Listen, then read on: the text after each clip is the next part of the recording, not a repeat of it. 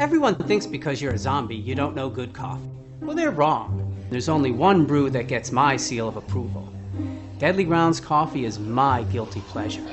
The aroma is so intoxicating. It brings all of my neighbors out of the woodwork. Deadly Grounds coffee. Coffee to die for and zombie approved. It's good to get a little deadly. Use the front door! Oh, they're so disgusting.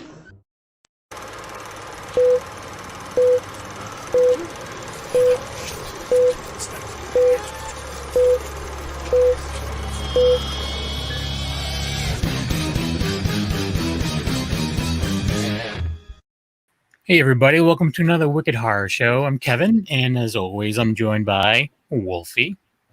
Oh, everybody. Tony has 9 fingers. What's that on your face? This is some of the Wicked Horror Show merch that you can pick up at tpublic/user/a-knuckle, or just look up Wicked Horror Show on tpublic. Make it a little easier. Right? Yeah. But this is a face mask, so if you're looking for something new, here you go. Yeah. And it's constricting on my face. My face is too fat, so. Oh, whatever. It is what it is. So today we're welcoming back I guess we had him on for Mandao of the Dead. This is going back maybe 2 years ago.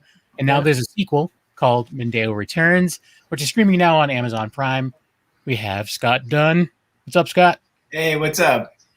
Yeah, thanks for coming back. And you messaged me a little while back saying that it was up there streaming on Amazon, and I remember enjoying the first one. It's definitely more of a it's almost like a family friendly kind of horror movie at times, you know? Didn't even feel much like a horror movie though. I would put it in the, remember when you were a kid, or when, I don't know how old you were when I was a kid, Wolfie, but when I was younger, 45. Yeah, there would be the Disney Mr. Boogedy, or some of the the more lighthearted comedic, scary, but they were still fun. They weren't necessarily a gore, whatever. So there's a place for it for sure.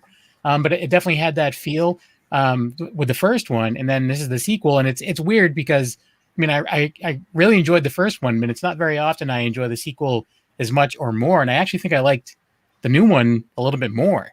Nice. So it was I thought it was a good time. So Wolfie, you checked it out. Tony, you checked it out as well. It's like I said, it's streaming now on Prime. Both of them are streaming now on Prime, and I watched them back to back yesterday just to refresh my mind and everything. And the only thing that it did was it made me confused when I was uploading the trailers. I'm like, is that the trailer for the first one, or is this but whatever? Because it does flow very well together. And so what how much time was there between the production of the both, or were they around the same time? The first one was done in 2018 sometime. I can't remember even. And then we did a Kickstarter in 2019, and we raised $26,509, and then we shot in 2020, the very beginning, and then the pandemic started, and we basically filmed right before all productions were shut down. So it was interesting, very interesting. So you had all that time to, say, okay, we got it all shut. Now I just have all this time to weave it together and make a decent story. It was perfect timing. Yeah, Wolfie, I tell you, I went home, and usually the first 2 movies I've had to reshoot stuff. Just later on in the edit, I'll find something ooh, I'd like to shoot that. Well, this time I had a different mindset. I was I hope we have everything we have, but actually, this is our 3rd feature film, and I finally shot the right amount of footage. I didn't have to go and reshoot anything. So that was nice. That was really, very fortunate for when the pandemic was here. I wouldn't have been able to reshoot anything anyway. But yeah, about the horror movie element. Yeah, I guess it's not that I don't care about horror. I love horror very much, but these movies are more about making you kind of cozy. Kind of something that Goosebumps for adults, I guess, is something my actors did. Yeah, there isn't very much in there that can be taken as there's some language here and there that if that wasn't there, this easily could be a PG movie, and and there's nothing wrong with that. Like there's a place for it. Like if we have some guys that have been on the show, like some like guest hosts and stuff like that have kids, and they're looking for things to show their kids. And even with the little bit of language that's in there, it's not enough where it's going to be like, we can't watch this. I definitely watched worse when I was a kid, for sure. Me too. But the thing that I mean, when I watched it, it has that horror comedy aspect where right. This one I think is a little bit more comedy than horror, but I love the mixing of the two. Me and Wolfie go at it. Well, when he used to be on, me and him go at it all the time about it, because I like the messing of the genres, but I see where he comes from, but it's one of those things where it's I like when you could take two things and kind of put them together. So at 1 second, I might be jumping, and then the next I'm laughing at the same time. So right. See, I'm not saying I didn't like it. I enjoyed the movie dearly. I loved it. It came off as definitely more comedy to me than anything. But I was just looking forward to, and I guess that's why I was thinking with the first one being so lighthearted, I thought you would go like a little bit darker this time. It's like really, really amp up the suspense and tension. And I didn't really feel that there was a lot of suspense and tension. It was just these guys doing this thing. I ask one thing: if you ever do a third movie, okay, you got to kill Cousin Andy off, man. Why? I think he's great. I think he's great. The fact that he's older than you and he calls you uncle is, I think I love that about the first time you were on. I'm like, I don't know why, I just find that hilarious. He's just constantly calling you uncle, and he's obviously older than you. I think he's older than you, anyways. Well, no, Cousin Andy calls him cousin. I was thinking of Jackson is the one that calls him uncle. No, which makes I didn't find any of the characters annoying, to be honest with you. I think they all have their place. He's just evil, dude. He's not. He's evil. He is. He's. The minute that he goes, don't worry about it. I mean, the very first time he goes, don't worry about it. I've got it all figured out. I'm like, you do not trust this guy, and you shouldn't trust this guy, even if he is related to you. Yeah, he's a little bit devious, I think we all have. I don't know if we all have, but there's some family members who can be devious at some point. Actually, I want to expand his character and kind of give him that, that 360 where he comes around and is a little less self-centered, a little less schemy. But I love him. Yeah, I love the just character. Before he dies. I don't know. I don't agree with you. I don't think there was anything, but I just want to point out that Gina commented, as they say in Jaws, we're going to need a bigger boat or bigger budget. And Gina, is that your wife? Yes, and the producer of both movies, and Fur. She plays Fur as well. Yeah. And she's awesome. Like I thought all the characters were very, very appropriate still, and I like to, there's a few things that are done in the second one, like the whole switching of roles at one point, which I thought was funny because it's like I love that. Take on it. Yeah, I thought it was great.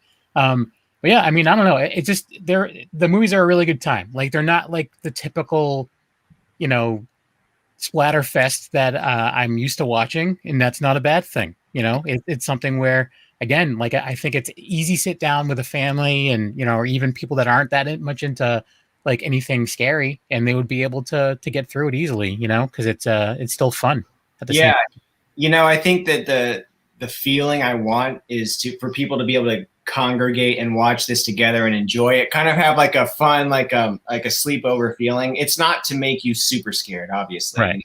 I think I actually will do something like that in the future when I feel like it. I just feel like maybe what it is that I feel like people need some sleepover vibes. They need something a little more chill. Yeah, I need it. Maybe I need it. That's what it is. And I think that the people who like that are enjoying this movie, I should say. Well, there's many a times I'll go into like horror movie groups and stuff, and a lot of parents are asking, they're like, is there a movie that I can sit down and show my kid and not have worried that they might have nightmares or something? I think this might fall under that category where you can lean them, start walking them into horror, because with the second one, like the second half, got a little bit darker than, the first movie. The second half of it, I'm like, okay, well, that took a different turn, because I was laughing in the beginning of the whole plot, and then by the end of it, I'm like, oh, okay, didn't see that one coming and all that. But it definitely had like a little bit of everything in there, because, like I said, when it first started, there was one scene that I cracked up at, and then it just, I'm like, okay, that took a little darker turn than I expected it to. But I definitely dug it, and I think, like you said, it could be one that can, everyone could sit around and watch for sure. Yeah. Yeah. For those who haven't seen the first one or the new one, do you want to give like a little synopsis about like what the stories are, or without giving too much away? But again, it is streaming right now on Prime. If you have Prime, it's free. So both of them are streaming. So you should go check them out. They are a good time. And I watched them back to back yesterday, and it was an easy time. Like, it was, they're not like 4-hour long movies. No. What are they, like a little over like an hour and like around an hour and a half? Like an hour and 10. Yeah. Very easy watch and very like fun. The pacing's really good. And one thing too is, like Gina had mentioned, like a bigger budget. They look good. Like, I think they look really good. They actually look like when I was a kid, like I was saying, like you would see like Disney, like the Halloween kind of movies, like Mr. Boogedy and like Wife of Boogedy or whatever. And it had that feel to it to me. And actually it also had a little bit of a feel like I could see that being like a series even, Yeah, and we'll get to that too. I mean, actually, we were having a live stream with Film Threat, and we talked about kind of wanting to continue this, in our version of a series, which would be kind of shorter versions of the movies, and maybe one every year for a couple of years or so. It's expensive to make feature films, but I want to answer your question about kind of what these movies are about. It's about a guy named Jay Mandao who uses astral projection to travel back in time. And it's kind of like, and he's got these quirky group of friends, Jackson, Fur, Cousin Andy. It's kind of like Back to the Future meets Napoleon Dynamite. It's supposed to give you some heartwarming feelings. It's also got a sci-fi vibe to it, very Back to the Future, but also if you like movies like Poltergeist, and movies like Insidious, this is right up your alley. And anyone who astral projects, if you're not too serious to enjoy this, which I find a lot, astral projection people are like, man, you're making a mockery of astral projection. I'm like, how do you know? Like, what do you, like, I love it. Astral projection people who have a good sense of humor, watch this movie as well. Nice. So I have the trailer for both. So I actually want to play the first one so people can get a feel for it. And then when that's done, you can maybe talk a little bit about the first one, even though we did before, we can still touch on it. And then we'll go into the sequel. But here is the Mandao of the Dead trailer, again, which is streaming now on Prime. So here we go. So that kid killed himself in Mavy's garage. I mean, why would he do that? I need your help. You were astral projecting last night, right? Yeah. If you could somehow astral project back in time and stop me from going to Maeve's, what the? You can bring me back, man.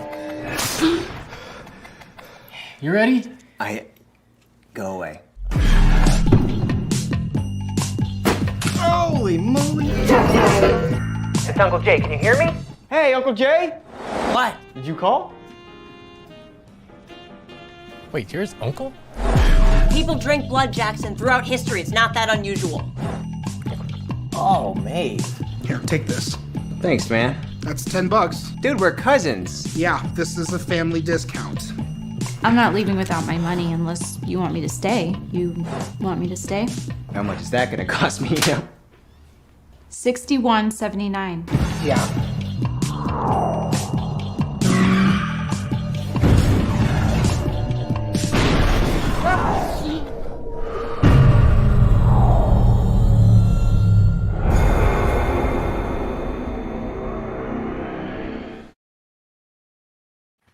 So that was the trailer for Mandao of the Dead. And again, it looks like a really fun time, obviously. And it is a good time. Yeah, and I know we touched on it probably, 2 years ago, but so it looks like it was all filmed in like kind of like a small area. And like how much bigger like was the production than what it actually looks like? Because again, it looks really good, but it looks like you just had a small group of people working on it. Was there a lot of people behind the scenes, or was it kind of everyone wearing different hats? For the first one, it was a small crew. We have one director of photography who also lights the scenes, and he does a great job. His name is AJ Young. We have one sound designer who logs up to 4 actors at a time and also mixes it and does the boom mic. Rakesh Anderson, great stuff. But we like to, especially on the first one cost around $13,000, and we had maybe 2 to 3 locations. Most of them free. Sergio's already asking for Scott Dunn, what is your best horror and what scared you more? What scared you more? What the? I love Poltergeist, Sergio. I love it. Same. It's like Texas Chainsaw and Poltergeist are like my top. And they're both Toby Hooper, which I'm cool with. So. But yeah, Poltergeist, that's one of the early ones for me that really scared the crap out of me. So it's still good to this day. I bought it on Amazon. Yeah. Totally. Like it's the clown still gets me every time. When I was a kid, the whole peel in the face thing used to, oh my God. And it doesn't even hold up very well now, but it's still like, I'm just like, oof. It's real. It's a real something he's grabbing onto as opposed to CGI. It's right. It's even though it's not a great puppet, it was at the time. Yeah. And one more thing for Sergio, what scared me more than that movie? I don't know if that's what your question is, but what scares me more than Poltergeist? Well, 2 things. The Exorcist is a classic. It still scares me. There's something in the celluloid on that one. But also besides that, I thought Hereditary was quite jarring. I would say jarring as opposed to scary, but very like, whoa, what the hell is going on? Yeah. I loved it. Where were we with Mandao? It was $13,000, and I don't know. It looks like what it is. I never thought, this is going to look like $1 million, not even $500,000. But what it has is characters that you can hang out with. And I've always thought of my actors who are very talented. I really enjoy working with them. They're very much my special effects because I don't have any. Especially, on Mandao Returns, I did the special effects myself. I did the color correction. Because of the pandemic, I basically did all post by myself. Not counting the help that came around with the composer and the drone operator and the sound designer who took what I designed with sound and turned it into a 5.1 mix. It's been good. I don't know. It's very indie. You guys know what The Guild is on YouTube? It was a web series. I don't. Can't say that. It's too much on the internet. What? There's too much on the internet. I can't see everything, unfortunately. Yeah, I know what you mean. I'm gonna have to now. I'm gonna have to find it. What's The Guild? Well, The Guild is about these gamers, this group of gamers who become friends, and I was really touched by that a long time ago. It has nothing to do with horror. Felicia Day. She made that show back in the beginning of YouTube. Okay. Yeah. I thought I recognized the name. But I don't think I've ever watched I do follow Felicia Day, and Right. I've heard someone refer to it, but I've never watched an episode. Well, I saw it early on in my career, and I thought, wow, it was very cheap, but what it had was really good characters and really good chemistry. And I think that's something that really influenced myself and my wife, Gina. I like the characters, like I said, cousin Andy. I just think he needs to move on. You need to calm down. I think there needs to be a strictly Cousin Andy trilogy in his own now because he can visit. He'll be in the afterlife, just like the other characters. It's Cousin Andy. That one scene when he comes walking in and his getup and all that stuff, I was like, that's what I was you know what got me with that is he did the hair flip with that was great. I just like, all right, yeah, this is awesome. He's like totally just playing with this character, and he's such a scammer. Yeah. But talking about all the characters, each one has so much. Like they're so different from each other, and it's one of those things where you can pick your favorite. Sometimes you watch a movie and some people blend together, or you don't get as much you don't care as much of as for one person as the other, but all the characters in this, it's one of those things where like every single one has a quirk or something. Right. I enjoy it. I want to know more about all of the characters. Like even the dude from the first one. I want to know more about that guy. Like we had a live stream. I have already mentioned it. Film Threat. Dunn. Actually, the girl, the lady who plays Aura in this movie, the B movie actress, her name is Jenny Lorenzo, and she's actually a big YouTuber, and she's done voicing for Cartoon Network and many things. Her husband was the guy from that first movie, Darth. Oh, really? David Gallegos, and he jumped on the last live stream we did, and I was like, "Do you want to be in the next one?" He's like, "Sure." And so this is a group that likes working together anyway, and it looks like it. I mean, it feels like it. Yeah. So, yeah. Gina's saying we need a Mandao series and video game. Ooh, heck yeah. That would be interesting. Well, I'm kind of tossed. I want to ask Scott a question about the movie, but I don't want to give what the movie is about away. You know what? Go for it. Do it up. You got his approval. Yeah. Okay. Well, no, that's. I want to know more. I mean, when you sat down and wrote this, the whole thing about the cult that's in this movie, the question, I mean, I know the cult, I know it's all written down and it's from your head, but I'm just wondering, at one point there's a point in the movie where the actress and the manager are yakking away with one another about what's going on, and I got the feeling at that time that the cult is all a scam. I like that a lot. It just felt like, oh, this is just a scam to get we'll get the B people out of the way so that the A people can take over the roles that, I really like that because I had talked about that too early on when I was writing it with Gina, and I was like, I feel like they're just going to get people to kill people they want and then never contact them again. It's one of those things that you could find on the dark web and get pulled into it, and then you never hear from them again. I think you're on to something there for sure. Just real quick, Sergio was asking if you're into like real ghosts. Like, are you into paranormal stuff at all, or is it something that you're just like, meh? I'm just joking.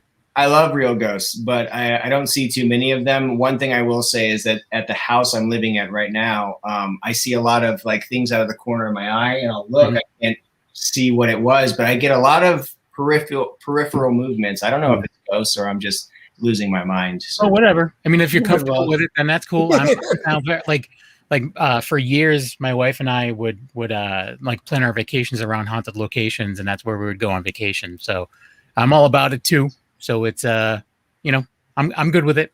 But anyway, sorry, Tony, you look like you were going to say something. Yeah, I was going to ask, like, doing the first one because I think with the second one it had that much more of a plot to it, and like bringing in new characters and stuff. Did you find it easier, like transitioning? Because like Kevin said, it kind of flowed right into each other sometimes. If you told me that you only took a couple months off in between, I would have been like, yeah, I can see that. Like, it really seemed like it was almost done around the same. Like you carried the feel over, even though I'm assuming it had a bigger budget. It carried the feel over from the first one completely. Even with stuff that like literally it was like almost like flashbacks from the first one, it totally fit. I watched some other, like, even like British TV shows, where they'll flash back to something and it's just like, wow, obviously their budgets increased a huge amount because before it was horrible and now it looks really good, and it's just like, oof. But it really, like, it didn't look, like I said, the first one didn't look bad anyways, but it just really flows well. Thank you very much. Because I was really wanting to. I like the first one too because I made it and I liked it. But one note I made to myself was like, I really want this to flow better. I want to, as a director, as an editor, as a writer, I wanted to flow much faster. Never feel like it stops ever. So I'm glad to hear you say that. Yeah, it was shot 2 years. Wow, it's crazy. It was shot 2 years after the first one, and I wrote 7 drafts of this movie. It's not a masterpiece by any margin, but in the last 2 months after we did the Kickstarter and it was successful, I rewrote it twice because I had that perspective at that point, and I rewrote it, and I told my DP he actually wanted to use different lenses, make it sexier looking, and I was like, you know what, man, I'm very tempted to do that too, but let's just make this another episode, okay? Let's make this another episode of a show. I mean, I look at this like a kind of a show. You know, episode lengths now are like an hour long, and sometimes, and I just thought, let's not get too fancy. I'd love that too, to show off, but it was very much about like, if you watch the first one, you should watch this and be like, yeah, you know, you get some answers to the last one. Basically, what I'm saying is thank you for noticing that it kind of flows together. It was conscious, yeah. Nice. Well, I mean, I agree though. Like I think if you stepped it up like lens wise and made it look different, I mean, I may not have dug it as much. Like, yeah, it's got charm to it. You know, It doesn't look horrible by any means, and it also doesn't look like a polished HBO show. Right. But it's appropriate for the story. Like it makes it feel like legit. You could easily cut this. You could have spread out the whole first movie into different segments and made like a series, like a season of it easily. Yeah. Which, you know, now who knows? Maybe you will, but at the same time too, the story's already out there, so maybe you won't. I don't know. I don't know. I'm very tempted. You know, I think a lot of indie people would just say, yeah, I'm going to make a show. I'm making a TV show, you know? And for me, it's like, well, it's not really a TV show. It's indie. It's different. You know, I can't say it's a TV show, but my version of a TV show is basically just making 20-minute follow-ups to these 2 movies. And to me, that is a TV show at whatever pace I can make it with the team. You know, I think a problem in the indie sphere is everyone's trying to be like Hollywood, and Hollywood's actually, you know. Right. But right now too, like with everything that's going on with the whole pandemic, I mean, it seems like we've said it a bunch, but a majority of the stuff that, you know, with the exception of some bigger budget things that were already done that are just being released slowly, a lot of the stuff that we're seeing is, you know, a lot of people are watching a lot more independent stuff. So that may be like a thing. Like right now it's on Prime. So, you know, sometimes Amazon will do an original and they'll take something under its wing, and, you know, who knows, maybe something like that would happen. But is it anywhere else? Like, is it on physical media as well, or is it just streaming right now? Physical media, we're still figuring out how we want to do it. It is on Amazon Prime right now. It's on Google Play. It's on YouTube to rent. Okay. After this, what you can expect to see is AVOD, advertising. You know, basically, it's going to go to places like Tubi. I don't know if you guys have heard that. Totally, yeah. Yeah, it's great.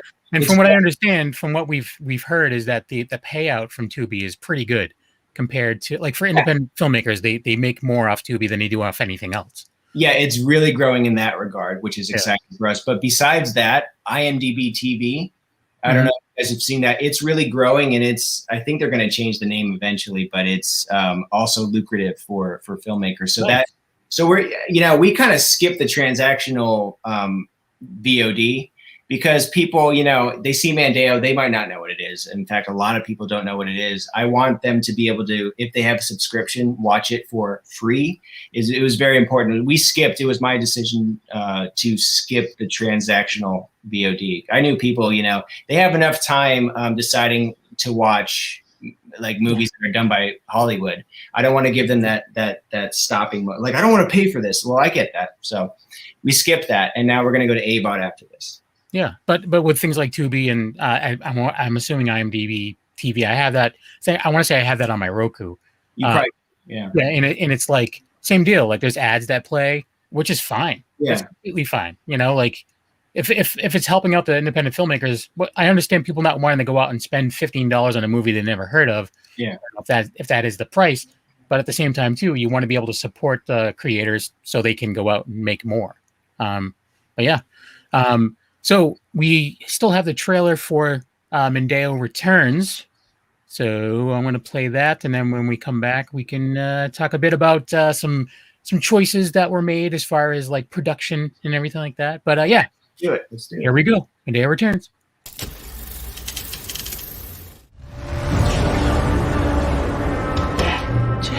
something you should know. They're trying to reach you. Don't let them in, Jay. Don't let them in!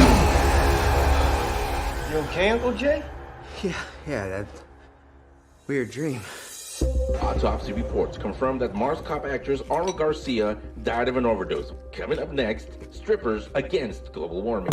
I have a very important client coming over. Aura Garcia's manager. Welcome to the house, Terrence. What's with your outfit? You look like a homeless bellhop. Contacting the Dead's been my biggest hit. Well, right after Pet Telepathy. What is it? It's called a spirit box. Have you had any luck with it? Not yet, but today might be the day. Is someone here? Can you hear me? Oh my god, this works. Are you human? Yes. Oh, you sound like a lady. Are you single? Hello? Hey, Jay. Hey, you're that actress. Listen, I need your help. Have you ever heard of the population? We know where you are, and we will be watching. It's this cult where they initiate new members by making them do rituals and stuff.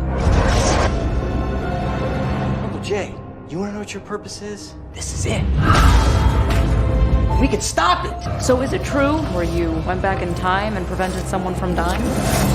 As long as both bodies are sleeping, you should be able to just kind of merge with them. Yucky. I told you not to astral project anymore. Can you twist me? Yeah. I possess Jackson.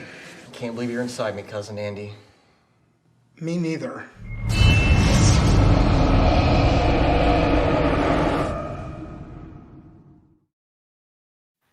How could you not like Cousin Andy? I don't understand. Like I said, he's just evil, dude. He needs to be. Hey, you know what? It needs, you need something, right? Hey, well, he needs to grow, right? He needs to grow from evil to understandable, at least. Right. But maybe still have he can be evil when it needs to be. Yeah. Something like that. My biggest question is, what's popcorn soup, and how come there was there was this reference? I want to know what it is. Well, it burns down houses, man. Yeah, it is volatile. I'll tell you that. I actually learned something from the special features of Top Gun. They had all these terms that were used by fighter pilots, and the script writers made a decision not to explain it. Yeah. They're just like, hey, that's the world. Just get on it. That has very little to do with this, but I didn't want to explain popcorn soup because I just wanted to be synonymous with Jackson. It just seems like something he would do. Popcorn soup is just water, salt, pepper, popcorn, and way too much oil, which probably started the fire in our mouth. Kind of sounds like old school. The one show I used to watch was Salute Your Shorts, and they had the thing called the Awful Waffle, and no one knows what the hell it is, but they're like, oh, it's about to happen, and you never found out what it was. One of those questions of the world that are like, what is it? So Salute Your Shorts. Oh my gosh, dude, yes. It's what Hitchcock would refer to as a MacGuffin. Yeah, this is. I think he'd be proud, of this MacGuffin. I'm just saying, if there was maybe some merch, maybe a popcorn soup T-shirt out there. Oh, dude, it's actually being made. Yeah. Right now. So that means Kevin will have a popcorn soup. I'm just saying. Once it's done, let me know where I can go to get some merch, and I would rock. It's coming. It's coming. All right, cool. Gina's on top of it right now. Yeah. She's doing it right now. She's drawing it. So were you guys married with the first one as well, or did that all happen in between? We were engaged on the first one. And dating heavily during Schlep, our first movie. So by this one, yes, we were married. We were married in 2018 in September. That's awesome. I can't make these movies without her. I mean, well, you can, but it wouldn't be any fun. Yeah, and they wouldn't be as good because her character is great. Exactly. Yeah, that's the thing. Where does two questions. First one is, where does the name Fur come from? Okay. Oh, you want me to answer it now? Yeah. Fernanda. I just figured her name was just a kind of cool little thing. Her name is actually Fernanda. And I was like, Fur. Actually, my uncle Rick used to call his daughter, my cousin Jennifer, hey Fur. I don't know why. I don't know why, and it kind of stuck with me. I'm like, yeah, that's good. It's pretty cool. I wish I had a cool nickname like that. And the second question is, when you wrote the first one, did you have any idea that where, if you did a sequel, where you wanted to take it? And is this even close to it? I don't think this was close to it. No, I had a certain idea, and that just comes from talking to people on set for fun. But when it actually came time to do it, it changed a lot. Like I said, I did 7 drafts of a different thing. It was completely different. I don't know what this yes isn't refers to, but Gina, just yes with 3 exclamation points. Popcorn soup T-shirt. Okay. All right. Yes. I'm sure. Yeah, hopefully. Yeah. I didn't know where the second one was going to go, but it kind of was informed after a couple years of kind of watching it with audiences, the first movie. And, I love conspiracies about Hollywood. I think that's my favorite thing about this is that, the population, the cults in Hollywood, how far actors will go to progress their career actually is something I'm very happy that we put in this. Nice.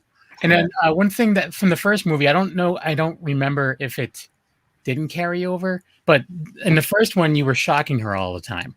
Yeah. Did that carry over into the second one? I don't remember. I didn't feel it needed to.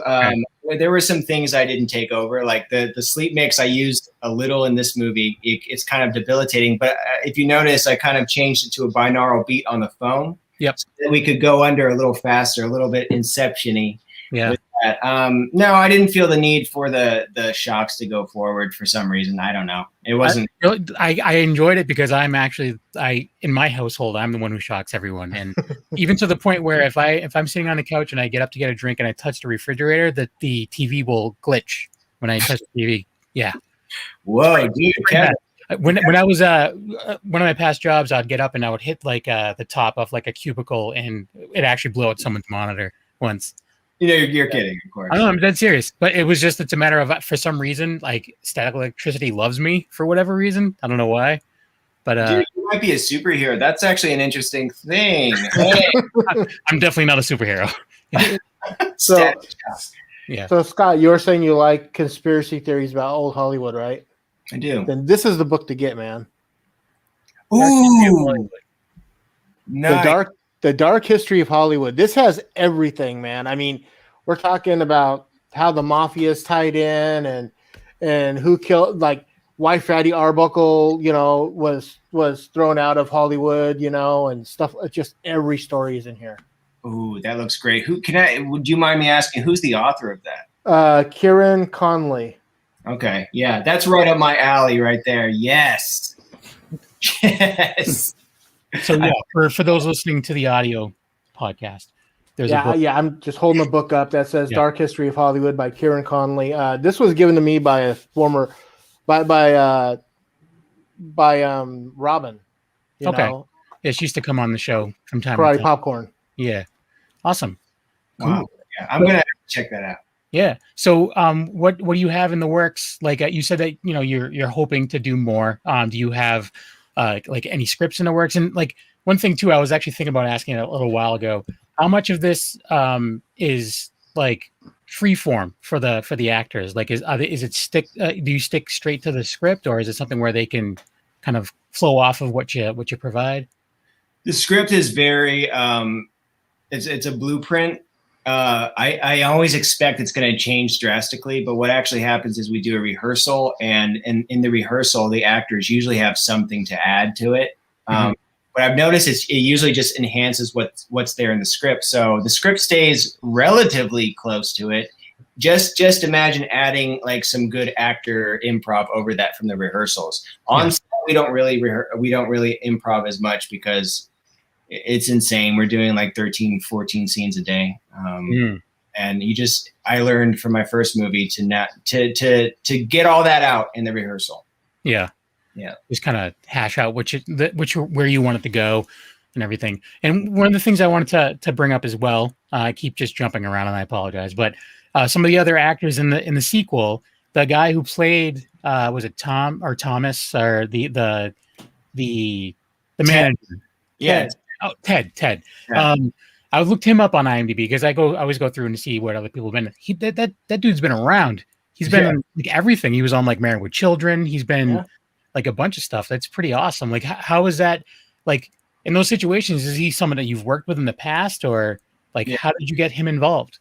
he's someone I met, back in my Disney days. I was on a show called Kickin It, and he was the showrunner of that. And that's how I got to know him. So, he's a really funny guy, and he's a ball buster too. On set, he's just ridiculous. He gets I just want to kick him off the set half the time, but he's really funny. And yeah, this is our second movie together. He was in my first movie, Schlep. He played my boss, and he's a ball buster in that. He is really perfect for this role. This evil, you talk about evil, Wolfie, this guy. No, he does say one of my favorite lines in the movie, though. Which one?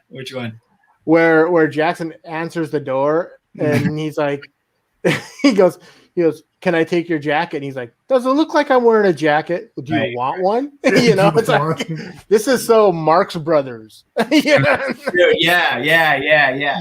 And I love the Marx Brothers, actually. Yeah. He's someone who I didn't get to rehearse more than one time with, and he threw in some good lines as well. Like, you look like a homeless bellhop. Yeah. And I thought he's one of those guys I really crack up when I'm watching him do stuff. That's part of the reason why I asked if there was some improv there, because it seemed very, very natural coming from him. It seemed like it was kind of off and then at the same time too, it's like, all right, if that is natural, how are the other actors not just cracking up? Because I would lose it. But I don't know, but that's why they're actors and I'm not. And was it intentional to name him after a baseball player? No, he actually is there was a family friend who had an evil boss, and I don't want to say who, but his name was Ted. Ted Williams believed in reincarnation and all that stuff. Oh, nice. So I thought I thought it was a tie-in. Right? Ooh, yeah. I like that. I'll just take that. Yeah, it was a tie-in. Ted Williams, He supposedly has his body frozen. Yeah, I was going to say, I think his head is frozen somewhere. Just his head, I think, is frozen. Yeah, something like that. But that's a movie right there. Oh, it totally is. Yeah. He was I was thinking kind of the same too, but then I just forgot because I was too into the movie. But yeah. So we need a physical release, and we need popcorn, soup, T-shirts, and I'm just filling out a virtual order. Just remember, dude, Gina's on all of this. I mean, she's busy. When she said yes with 3 exclamation marks. Then he responded, no, it's to the popcorn soup T-shirt. So it is definitely to that. I'd like to respond to Sergio, who for some reason said it's 9:41. Are we boring you, Sergio? I mean, no. What it is no. He makes sure that we stay on time. No, I'm kidding. I'm correct. This guy right here doesn't shut up. I'm pointing to myself for the audio listeners. So yeah, sometimes we may go over, but I apologize. You're my boy, Sergio. I'm kidding with you. Yes. Sergio. We can all ramble on, Kev. So I mean, yes. He's like, no.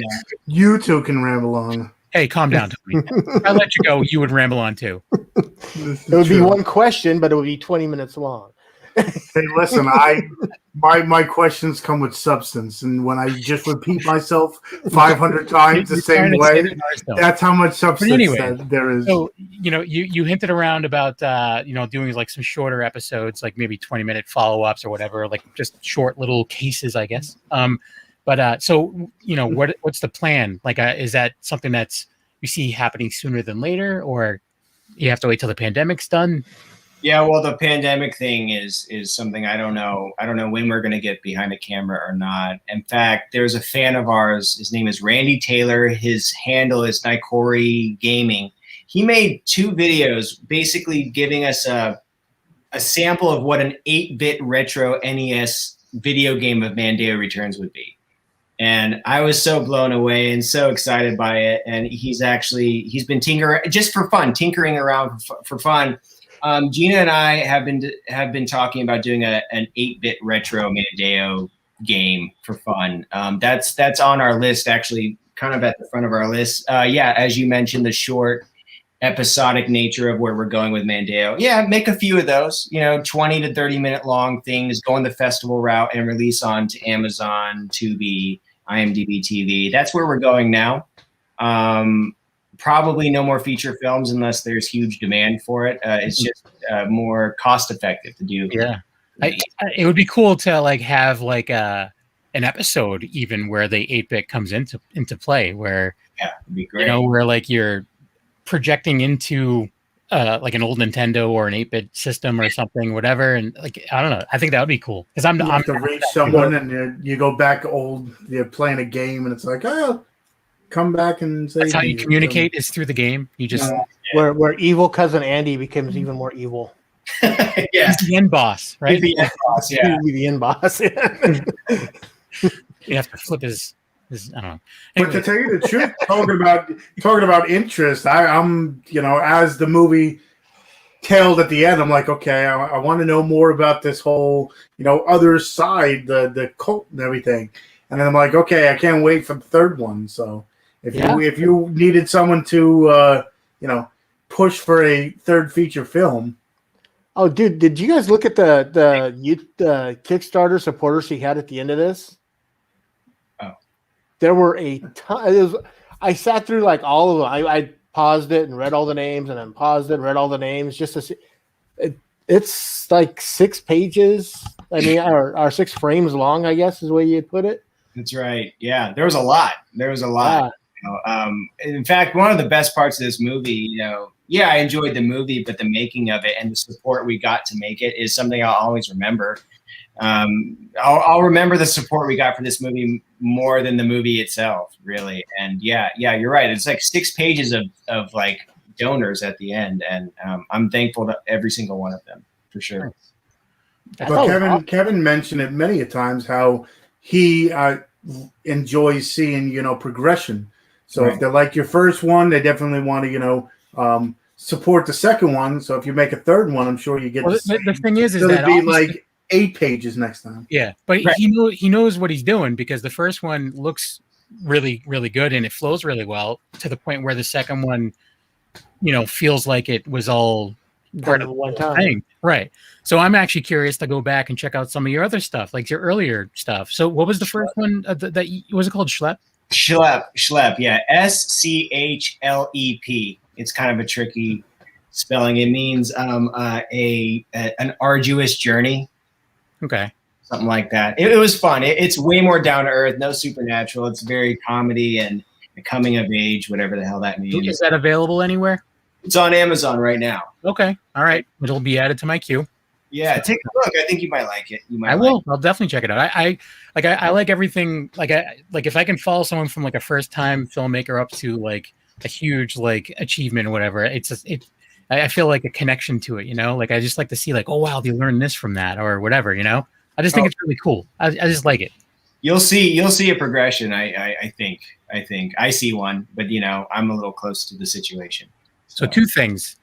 Gina is saying that Schlep is Yiddish for an awkward journey. Yes, thank you. Awkward journey. Oy vey. And then Sergio wants to know if we like ghost hunters. I do. And if you go back, Sergio, go back a couple years. I don't even know how many years, but Jay from Ghost Hunters was actually on the show once. Yep. We had him on because he's kind of local and he was involved with the guys from Scaricon and he came on with that. And once, right? I don't remember, to be honest with you. But and then even because they're kind of local, one time I was at a jack-o'-lantern thing and there was this guy walking around in his pajama pants. And my wife's like, "Who's that guy in his pajama pants?" I'm like, "That's Steve from Ghost Hunters." And I'm like, "Hey, Steve." He's like, "Hey, man, what's up?" And then that was it. And I felt like a rock star because he knew who I was. But that's about it. But yeah, Ghost Hunters is fun. Well, for ghost hunting, I really like this YouTube channel called Nuke's Top 5. Some of that, like I go through like phases of where I'll watch like creepiest place on earth kind of videos, and sometimes I'm like, that's terrifying, but I would totally spend the night there. Yeah, I'm down.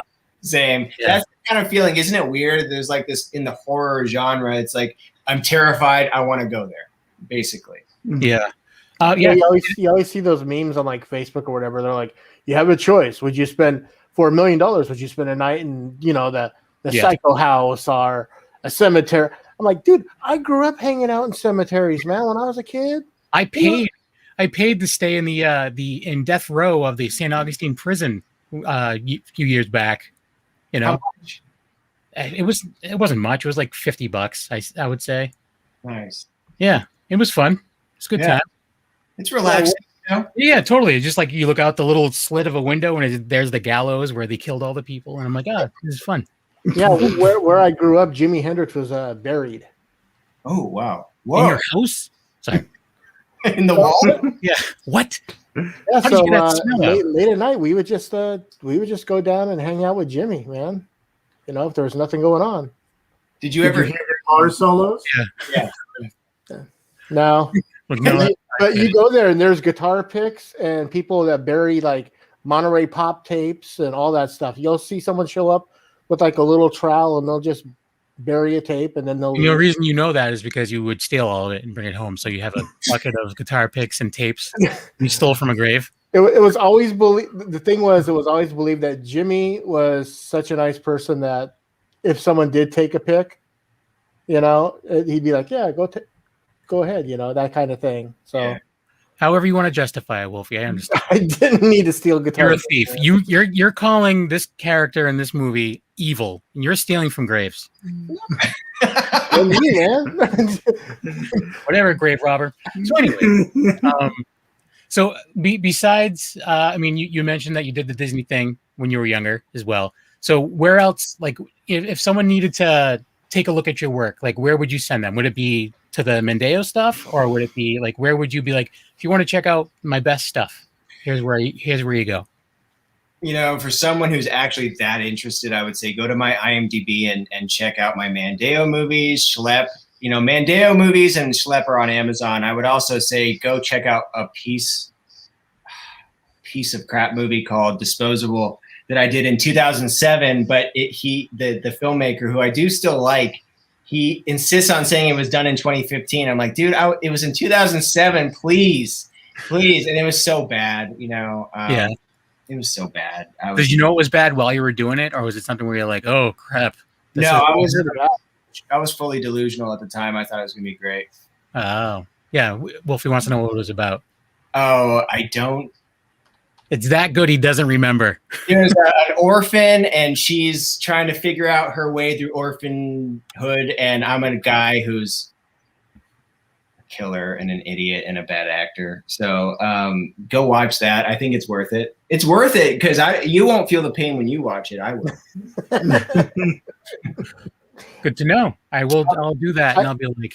To answer your question though, like what's next? I'm sorry to interrupt. I am working on some things that are non-Mandao. The Mandao thing comes from people really seeming to enjoy it. I want to give them more of it. You know, we spent all this time building social media and sort of this fan base that's growing. I want to give more of that, but you know, the other side of me wants to make other things. So I am writing some brand new material that I hope to do. It will be short form. One thing after this pandemic I found out was that short form is kind of where I'm going after this for a while. I'd love to return to feature films. I love it. It's just so expensive. So yeah, I'm working on some things, nothing concrete yet, but I can't wait to share some new stuff. Now that's like writing, directing and stuff like that. But as far as like acting, are you still putting yourself out there to do other projects? Well, anyone who's watching this, I'd love to be in your project. I still love acting. In fact, a lot of this came from that, you know, wanting to be an actor and do more stuff. I love working with a director and trying to give them what they're looking for to serve the script. I don't have an agent, you know, and that's on purpose. I had an agent for many years in California, and right now I'm just focusing on making my own stuff. But I want to act in more other filmmakers' things. Yeah. No. So you're not in California now. Is there like how long did you spend time? And because I like, especially now with everything that's going on, there's a whole like mass exodus of people from California. They're just going to other places now because they can work. Yeah. In some areas, like I know, like stand-up comics and stuff, they're all moving to Texas because they're open in Texas. So it's like Hill and other places. Yeah. For us, it was, you know, financial and just it was financial, really. You know, the housing market in Arizona is amazing, and it's only 7 hours drive to California. So all our people, all our friends are there. You know, it's not a far. You know, it just seems the circumstances worked out for us to be in Tucson, and we love it. We love it. Yeah, that's good. And now, like the first film, was that filmed in like your actual apartment, or was that something where Like you had to find a place? Or No, it was our two of our producers, Chessa and Ian. They had an apartment, and we shot there for Jay's apartment, and then we rented a house in Burbank that, you know, for about 4 days. It's kind of similar this time. The girl who played Maeve the vampire from the first one, she lent her apartment for cousin Andy's apartment for this one. For free. We paid another location in Burbank for Aura's house. It kind of goes that way, you know. If we didn't have people stepping in with free locations, this would be so freaking impossible. Yeah. Yeah. I mean, I don't know. It's the first thing I would think. Like, if making a movie, if I ever thought about it, I'm like, I just got to find the cheapest or freest places I can. Well, that was like we had the one guy for The Night They Saved Siegfried's Brain. Yeah. A movie that was made in the 80s that finally came out, and he was saying how literally everything how they made it was because they got it for free. Yeah. It was like they offered this, you know, all the help that they had was from and it was all because it was like a small town, you know, kids from a small town, and the town opened up for them and all that stuff. Those days are like, long gone, though. But you know, that was the 80s. Now everyone's making movies, so it's tough. Yeah, this is true. Yeah, but then you look at people like Max Cherky, where he would get like access to like a mansion in Cuba, and he would make like as many movies as he could in X amount of time. So that way he's like, all right, I have this place for this long, I'm making this many movies. Here we go. You know, and it works out as long as you do it from different angles, I guess. I don't know. But yeah, so I don't know. So is there anything else that you guys wanted to add before we start wrapping things up? Tony, Wolfie? No, I was just saying that, like you were saying, if there was going to be, anyone that wants to see like a continuation, and I definitely. You were saying how much backing you have for the Mandao thing, and I think a third feature would be definitely up my alley. I'd definitely check it out. Either a third feature, or I'm totally down for the episodic thing. To be honest with you, I'm down. Like, and I legit want to know more backstory on all the characters. Like, I want to know more about Fir. I want to know like why she does what she does. Like, why is she the way she is, kind of deal. I want to know more about her. I want to know more about everyone. I want the cousin that you hate so much, Wolfie. I want to know more about him. You know what? That's a big compliment. Thank you. I want to know more about them too, and we're just doing it the best way we could. Yeah, Tony, I would love to do a feature film, and maybe it will happen. I do think we could get the support, and it'll probably be a series, just a short one. But I think it'll be good. Yeah, I think people want to see it, and we want to help give them good content. Yes. I could actually see it working better as like 20-minute episodes. Yeah. I think it's so. Kind of like the 1940s serials. You know, you'd go to the theater and you'd watch like something, and something would happen. You get to the very end, which is where cliffhangers came from. You know, the guy would go off the cliff or something like that, and then you have to show up next week to see whether or not he lived. Yeah, you know? The Star Wars and Indiana Jones, those were based. They were based on that. Yeah. Yeah, exactly. And that's totally doable, especially like this last one, because you're jumping around so much. Well, you know, I think easily could have been done as a series. Yeah, he's got so much to work with. If he does like a third one, like I'm looking at like in my head, 20 minutes a piece. If you do like 6 episodes, that's 2 hours right there. Then that's your third feature film. Yeah, all wrapped up. But I'm looking at like what Kevin's saying. You want to know more about evil cousin Andy. You want to know more about Jackson. You got like a whole episode you could do just on the cult alone. Yeah, on the backstory of that. I want to know more about like the dad, like when he was running the cereal company. Like, what happened? Like, why was he no longer running it? Like, I had in the last draft that I drew out, actually, it was like almost all about that. And really? Evil partner that he had that kind of in fact, my the actor Sean Ling, evil cousin Andy, he was like, dude, we gotta explore that. Yeah, hell yeah. I want to know more about it. Like, yeah. Well, here's how we felt. We see our fan base and they love watching it. They really gather around it, and then we go away for 2 years. And I was talking to Gina. Hi, Gina. I was like, yeah, this. I hate going away for 2 years and losing them. They're so. The real fans really enjoy it. and I hate going away for 2 years. It's stupid. So my idea is to give them shorter stuff so that they can have more of it and not wait so long. That's really where this is coming from.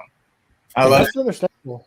Hopefully that'll be the case. So we're just about done. So Scott, where would people need to go to follow what's going on with everything you're doing, or whatever? Like, where can they find out more information about what you're working on?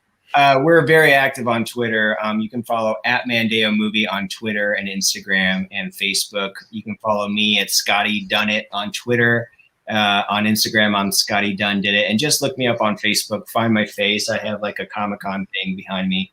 Follow along there. You can look me up, Scott Dunn Filmmaker on YouTube. I put anything new I have there, I will probably put on YouTube. So follow me there. Right, Tony.